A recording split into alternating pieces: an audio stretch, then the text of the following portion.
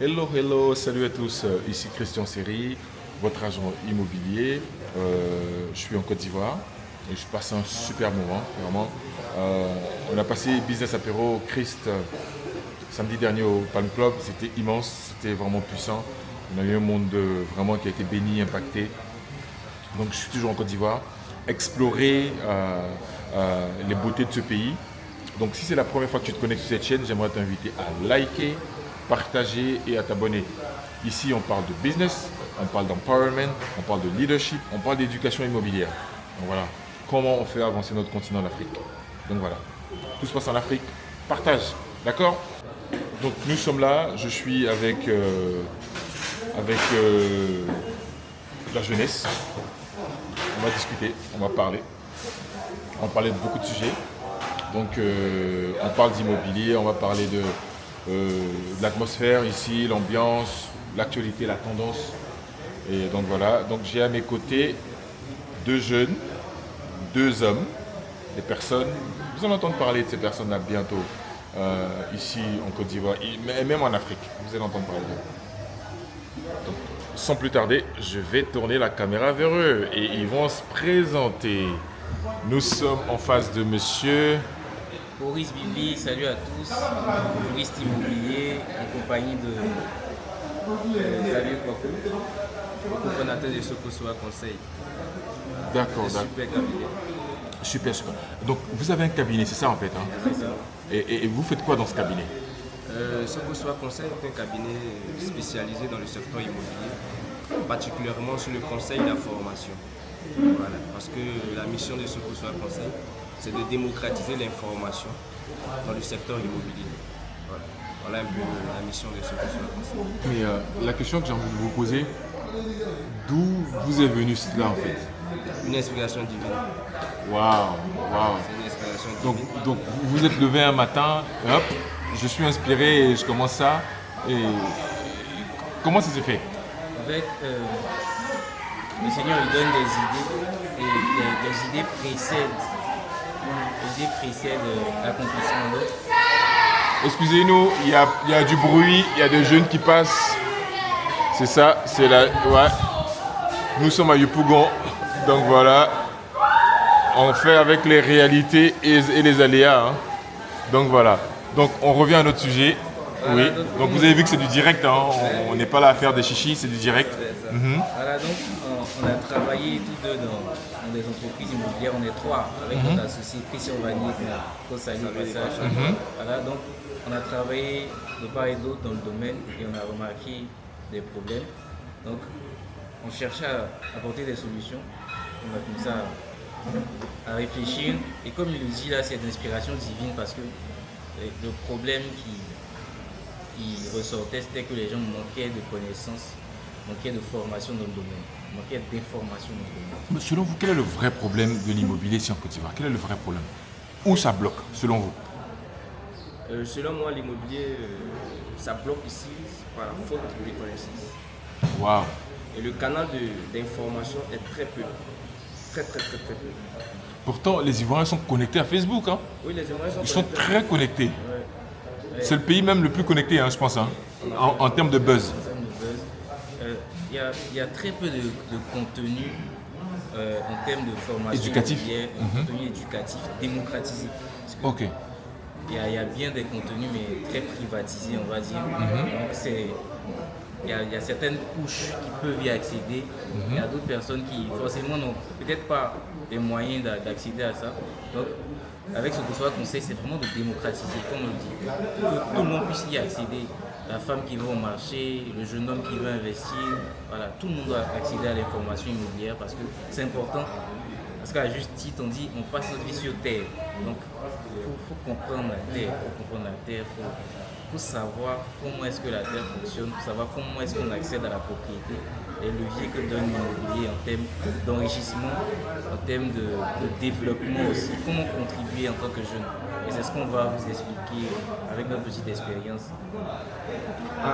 Moi, je suis quand même frappé par cela, de comprendre les enjeux en fait, de ce qui se passe au niveau de l'immobilier. La question que je vais vous reposer, Qu'est-ce qui bloque ici en immobilier? Au niveau, c'est quoi? C'est du foncier? C'est quoi? Il y a des gens, des malhonnêtes? Ou c'est quoi? Parce que on sait que l'immobilier, ça boom. Ça boom en Côte d'Ivoire. Selon vous, est-ce que vous pensez que c'est assez réglementé ou pas? Est-ce que chacun se met au bord de la route, il fait ce qu'il veut? Sur ce point, c'est pas trop réglementé.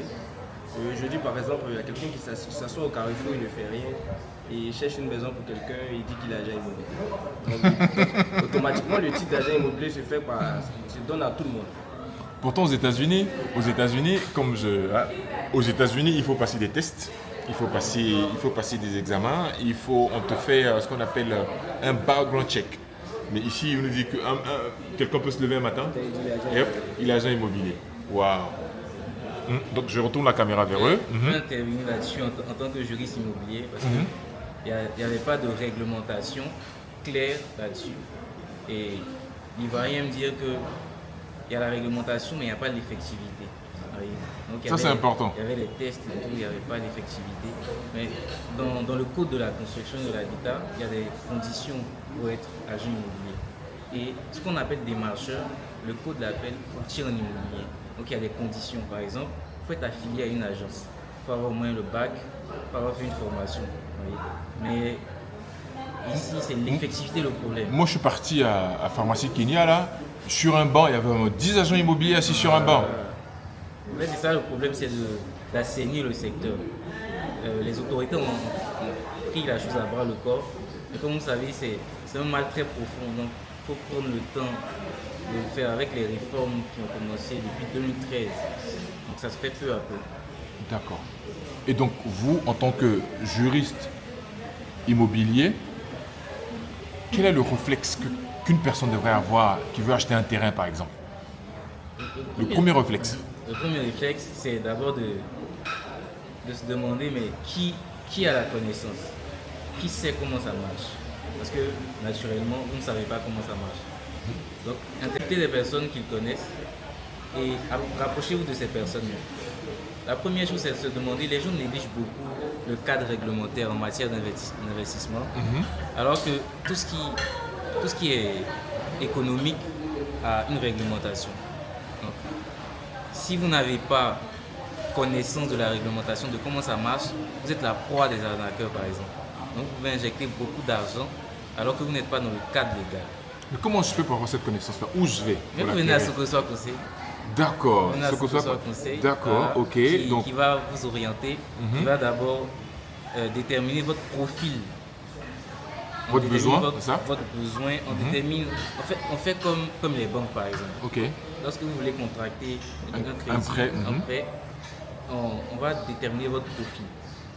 Donc, quand on détermine votre profil, on vous dit voici votre profil, voici les stratégies d'investissement qui sont disponibles sur le marché, adaptées au contexte ivoirien. Voilà. Donc, on le fait et on va vous former. On vous apprend à flairer les arnaques, à avoir des leviers pour utiliser tout ce qui est droit, tout ce qui est économie, tout ce qui est finance pour optimiser votre investissement. Voilà. Donc c'est vraiment une formation complète qu'on va vous donner pour optimiser votre investissement. Et puis bon, il y a ce que j'ai remarqué, c'est que même les clients, ils sont stressés, ils sont pressés pour acheter. Ah bon, hein? Voilà. C'est-à-dire que le gars il se lève comme ça, il dit je cherche un terrain en urgence. Bon, il y a l'urgence pour acheter un terrain. Lui-même il dit je cherche un terrain en urgence. Pourtant le terrain ne bouge pas. Hein? Pourtant le terrain ne bouge pas. Donc du coup aussi, celui qui apporte l'offre aussi te dit c'est urgent. Donc plus c'est urgent, plus il y a l'ANAC. Voilà, donc l'ANAC aussi fait que les gens sont vraiment très réticents pour faire les acquisitions des biens immobiliers. Mais je pense que ça va changer un peu avec notre idée qu'on a. Sokosoa Conseil va beaucoup aider, même le gouvernement bientôt, en apportant une touche. Créer aussi un système, un écosystème pour lutter contre ce fléau-là. Super. Pour lutter vraiment contre ce fléau. Et il serait un peu préférable aux Ivoiriens d'éviter trop les bouches à bouche. Moi j'ai payé ici, moi j'ai fait ça. Il faut t'entourer des professionnels, c'est encore plus important. Ce qu'on aime dire souvent en Côte d'Ivoire, ce qui coûte moins cher va te coûter cher. On est trop dans l'informel. Dans l'informel. On reste toujours à Caïque. Il faut qu'on arrive à élever notre game, le niveau. La question que j'allais poser, on va revenir sur ce que ça conseille, hein, on va bien revenir là-dessus. Mais ce que je voulais vous poser comme question, que pensez-vous de la nouvelle réforme là, du ministère de la Construction qui veut réglementer, qui veut reprendre la main sur les attestations villageoises? Qu'est-ce que vous en pensez? Vous pensez que c'est une bonne chose pour assainir le milieu, ou bien vous pensez qu'on doit laisser ça dans la main des villageois qui doivent avoir le pouvoir de pouvoir le faire? Déjà, juridiquement, la terre appartient à l'État. La terre appartient à l'État. Pas faux, pas Voilà, faux, c'est pas un débat. pas faux. Donc, c'est par respect de nos coutumes À ce coutume. voilà, qu'on donnait la capacité et le pouvoir aux autorités villageoises de pouvoir partir d'un document de base qui est l'attestation villageoise pour permettre aux gens d'accéder à la propriété. Maintenant, ça a été fait d'un constat de voir qu'il y avait beaucoup d'arnaques parce qu'il n'y avait pas d'uniformisation au niveau des attestations villageoises. Donc, pour régulariser le secteur, pour harmoniser un peu tout ça, le ministère vient avec cette réforme. Donc la réforme est à saluer parce qu'il y a beaucoup de personnes qui sont contre cette réforme. Réfractaires. Parce qu'il y a beaucoup d'argent dans le domaine. Parce que les autorités ont l'impression qu'on vient leur arracher ce qui leur était dû. Voilà. Parce qu'on a laissé faire pendant tellement d'années. Pendant des lustres. Voilà. Les gens n'aiment pas le changement, donc ils sont réfractaires au changement, donc c'est un peu difficile. Mais avec cette réforme-là, vous avez par exemple un QR code qui vous permet de vérifier toutes les informations relatives à un bien immobilier, à un terrain, sur ce qu'on appelle le système intégré de gestion du foncier urbain. Donc c'est un portail numérique. Excusez-moi, monsieur Boris, c'est assez technique. Il est...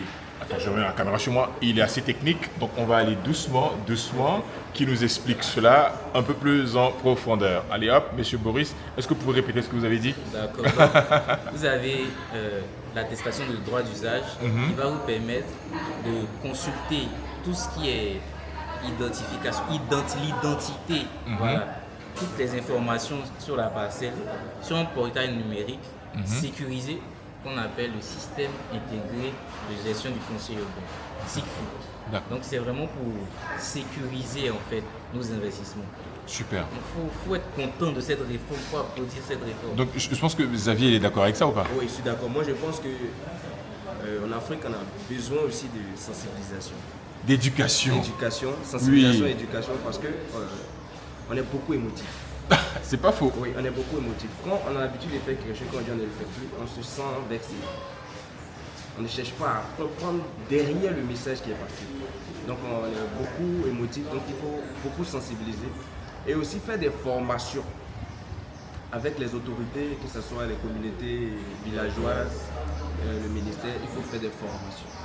Si la formation passe, ça sera plus fluide. Donc vous êtes en train de dire que si par exemple le ministère vous contacte pour être sur le terrain, aller former des personnes, que ce soit dans les villes, en Côte d'Ivoire, dans les villages, vous êtes prêt à le faire? Oui, on attend que ça. On attend que ça parce que c'est vrai que peut-être que les gens peuvent penser qu'on cherche autre chose, mais en vrai, nous on cherche qu'à aider.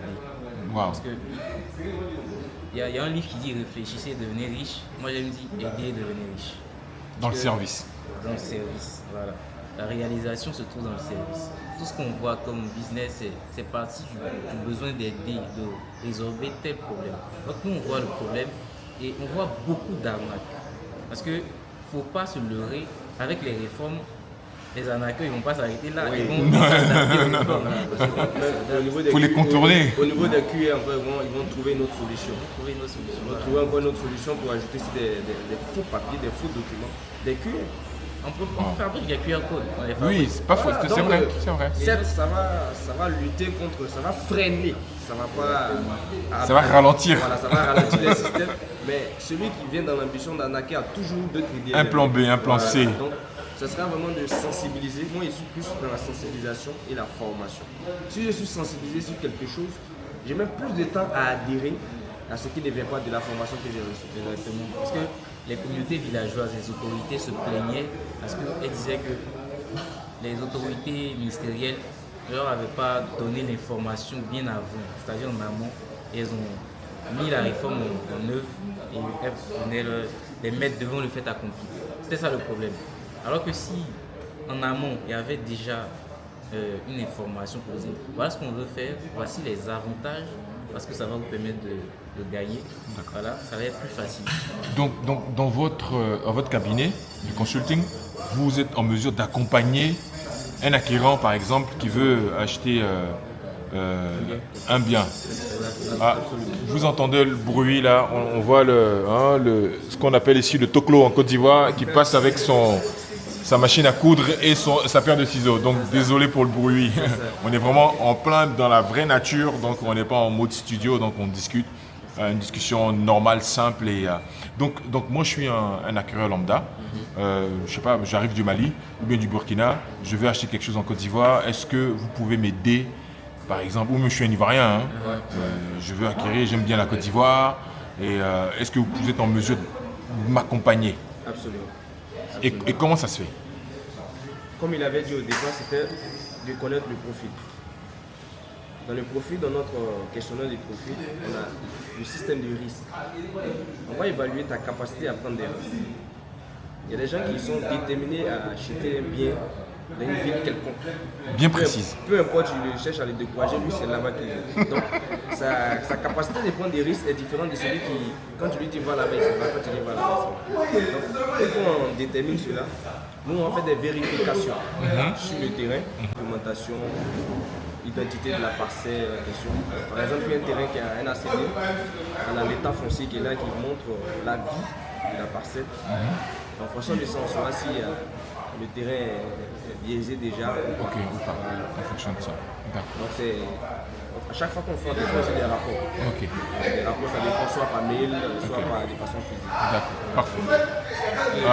Oui, Je vais ajouter quelque chose, c'est qu'on travaille avec des professionnels surtout. Parce qu'on fait une mise en relation. On est plus sur le volet conseil, formation, et on va vous permettre d'avoir des personnes, des conseillers financiers par exemple, des grandes agences avec lesquelles on a une bonne collaboration, pourront vous permettre d'acquérir les biens parce qu'on les connaît déjà. Donc on fait du courtage. Mais je pense que vous avez créé un livre, je crois. Oui, le livre c'est le portail de l'information. D'accord. Dans le portail de l'information, le livre fait partie d'une collection qu'on appelle l'essentiel de l'immobilier. L'essentiel de l'immobilier. Voici celui-là. C'est un livret. C'est un livret, d'accord. Une collection. D'accord. Dans la Et collection, sans vouloir trop dévoiler le secret du livre, vous parlez de quoi là-dedans? Du livret. Le livret, c'est comment éviter les arnaques immobilières en Côte d'Ivoire. D'accord. Waouh. Et vous, Comment éviter les arnaques? Et vous le vendez à combien? Il est à combien? 3 000 francs. 3 000 francs, c'est abordable. Hein? Ouais. C'est vraiment ça. Il y a des gens qui vont manger à ticket 10 000. Hein? On démocratise l'information, c'est-à-dire que tous nos livrets sont au prix de 3 000 et il y a la version plus détaillée en livre. Le prochain, c'est comment sécuriser son investissement immobilier de A à Z. D'accord. Donc ça sera beaucoup plus économe. Mais pour ceux qui ne sont pas en Côte d'Ivoire, qui sont à l'étranger, qui sont en France, aux États-Unis et qui veulent s'informer, est-ce qu'il y a la version digitale du livre? La version, ce serait bien, parce que vous mettez ça, la personne paye en ligne, si c'est 5 euros ou 5 $, il paye en ligne, il a la version digitale et directement, il peut le lire sur sa tablette. Et il y aura aussi des temps de formation en ligne. Parfait, parfait. Des webinaires. Parfait, des webinaires. Ok, donc j'ai ma question à 1 million d'euros. Ok. Vous êtes des Abidjanais, et si on vous demandait quel est l'endroit idéal pour vous où vous verrez vivre en Côte d'Ivoire? Chacun va répondre. Bien sûr. Moi, par exemple, j'aime Jacquesville. Moi, j'aime aller à Jacquesville. J'aime beaucoup Jacquesville. Je suis d'Alois, mais je préfère aller à Jacquesville. Donc, je ne sais pas ce que Monsieur Boris et Monsieur Xavier en pensent. Vous? Moi j'affectionne. C'est-à-dire en dehors d'Abidjan. Oui, en dehors d'Abidjan. J'affectionne le sud Comoré, c'est-à-dire la zone Bassa, Madiaké et tout ça. Je me sens vraiment apaisé quand je suis dans cette partie de l'État-là. Parce qu'il y a beaucoup d'opportunités là-bas. Déjà, il y a beaucoup de choses à découvrir. Vous savez que, par exemple, à Adiaké, il y a un parc national. Il y a un parc national à Adiaké. Wow. C'est très beau. Très beau. Donc moi, c'est dans cette zone-là, Bassam, Adiaké, c'est là-bas que je veux vivre. En fait, moi, je suis amoureux de la nature. J'aime aussi les endroits paisibles. Voilà, j'aime pas trop j'ai pas le choix. Trop le vacarme. Voilà, j'ai pas le choix, mais j'aime aussi être vraiment Au calme. Donc la zone sud Congolais. Et particulièrement, j'ai une ville qui me tient à cœur, c'est la ville de San Pedro. Ah bon, hein? J'ai fait pratiquement 12 mois à San Pedro. Et après Abidjan, c'est San Pedro. Pourquoi? Et Pourquoi je San vais Pedro? régulièrement. Pourquoi? En fait, c'est une ville qui regorge beaucoup de continents. Et on m'a dit aussi que tout se vend à San Pedro. C'est-à-dire que tout business marche à San Pedro. San Pedro, c'est comme Paris. Really? Wow. C'est-à-dire tu peux vendre kaolin tout de suite. En une fraction de seconde, tu te fais du bif. Et ça marche. Tout marche. Aujourd'hui, l'État a fait la route. En 3h30, tu es à San Pedro. Au départ d'Abidjan? Oui, au départ d'Abidjan. 3 heures. 3h30, tu es à San Pedro. Avant, c'était pratiquement une 12 demi-journée. heures. Une demi-journée. Parce que C'est tu ce que je passais dis, par 12 Gagnoa, heures. tout ça. 12 heures, je me rappelle. Hein. Tu prends, et puis il y a le stade. La voie, elle est faite. Il y a les feux tricolores qui sont maintenant à San Pedro. Avant que j'étais, c'était très très peu. Aujourd'hui, tout est en marche. On a des sites touristiques que je ne peux pas compter. Oui. Et c'est une petite ville. C'est un beau pays, la Côte d'Ivoire. Oui, c'est une petite ville. Puis il faut exploiter. Il faut vraiment exploiter. C'est Super. pas loin, c'est avant c'était loin, mais c'est pas loin. Il faut vraiment. San Pedro peut être un Miami. Waouh. Miami des deux. Et la partie bidonville de San Pedro, elle est toujours là ou pas? Oui, l'État a fait quand même l'effort de Dégaper un peu? dégaper un peu, mais on ne peut pas tout sur le champ. Oui, en une journée. Et moi, je pense qu'il sera plus intéressant de structurer les frontières. C'est-à-dire? Il y a des gens qui quittent de l'extérieur. Je ne suis pas, comment on dit ça? Xénophobe. Mais moi, je suis ivoirien, donc les Ivoiriens d'abord. C'est-à-dire, moi, je quitte mon pays.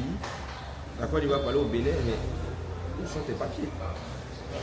Mais tu vois des gens qui arrivent, ils vont aller chercher à faire un carte d'identité nationale ivoirien. L'État est en train de changer cela. L'État est en train de changer cela. Mais je pense que les frontières, il faut réglementer voilà, au niveau des... réglementer les frontières. D'accord, Voilà. super. Moi, c'est mon constat. D'accord, parfait. En tout cas, je suis très content de vous avoir encore aujourd'hui à discuter. Et c'était une... Je sais pas, vous avez un mot... Oh, la question que j'allais poser, comment on fait pour vous contacter? Nous sommes disponibles sur WhatsApp. Par email, par exemple. Vous avez... C'est quoi? Soit conseil Gmail, @gmail.com. Ok, Nous sommes sur LinkedIn, ok, nous sommes sur Facebook, Instagram et Twitter. ok. Et numéro de téléphone, par Le exemple, numéro de téléphone c'est 200, sur le WhatsApp? plus 225 05 00 92 90 94. Ok, parfait. Votre mot de la fin, petit mot de la fin? Moi, mon mot de la fin, faites confiance à des professionnels, formez-vous, venez à ce que soit conseil. Ce que sera conseil toujours. Super, super. Donc voilà, j'espère que vous avez apprécié.